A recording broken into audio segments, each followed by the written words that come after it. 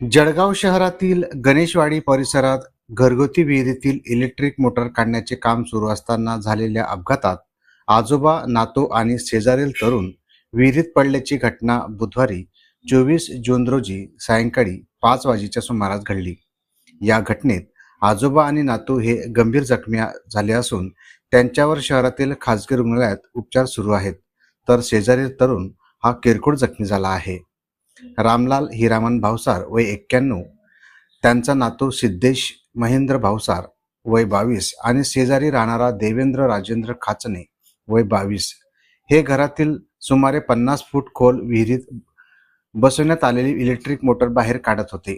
यावेळी विहिरीतील सिमेंटची धाप अचानक वजनासह न झाल्याने तुटून पडली आणि तिघेही थेट विहिरीत कोसळले. घटनेची माहिती मिळताच जळगाव महानगरपालिकेचे अग्निशमन दलाचे पथक तातडीने घटनास्थळी दाखल झाले.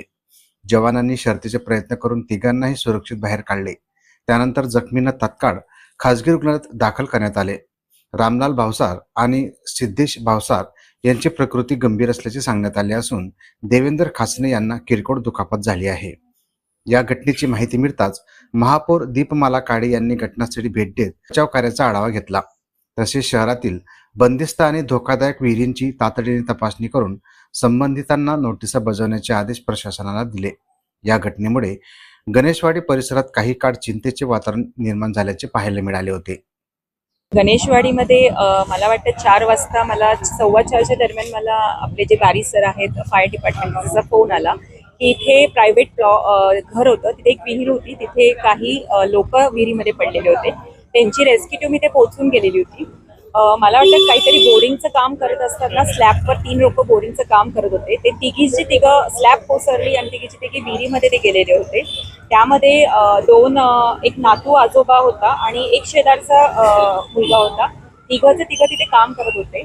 आपली टीम ही लगेच पोहोचली. बारी साहेब सर इथे पोहोचले. त्यांची टीमला घेऊन दोरे, रेस्क्यू सर्व इथे आले.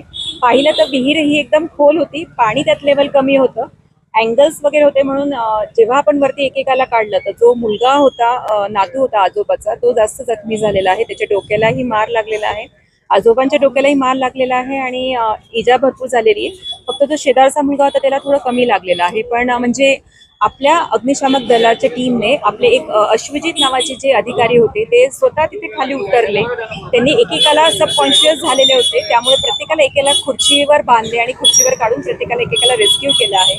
त्यामुळे टीमचं तात्पर्य आणि पटकन त्यांनी येऊन इथे डिसिजन्स घेतले आणि पटकन सर्वांना काढलं. सर्व सुखरूप निघाले आहे. पण मला असं वाटतं की महापालिका म्हणून मी मागे सुद्धा आपल्या इथे किती ओपन विहिरी आहे त्याचं एक पत्र दिलेलं होतं. त्यामुळे सर्वांना मी नोटीसही काढायला सांगितलं होत्या की महापालिकेच्या हद्दीत असतील त्यांना आपण बंदिस्त करावं आणि जे अशा ओपन प्लॉटमध्ये असतील घराच्या स्वतःच्या त्यांनाही एक नोटीस काढावी की त्या बंदिस्त करून घ्यावं. ते आजच्या ह्या इन्सिडेंटने जीवहानीही टळलेली आहे.